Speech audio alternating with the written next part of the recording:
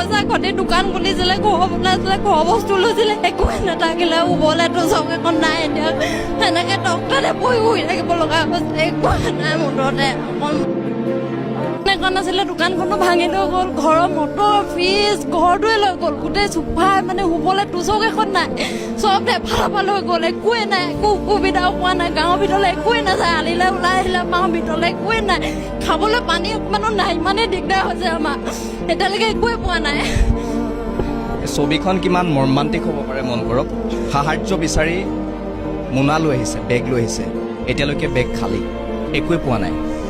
সাহাৰ্য তেওঁলোক ঘৰৰ ইয়াৰ পৰা মেইন ৰাস্তাৰ পৰা ৰাস্তাত দলিয়াই থৈ গৈছে, ভিতৰৰ ফালে একো সোমোৱাই নিয়া নাই। ৰাস্তাত থকা ভয় পাইছে, ভিতৰৰ ফালে একো বস্তুৱে পোৱা নাই।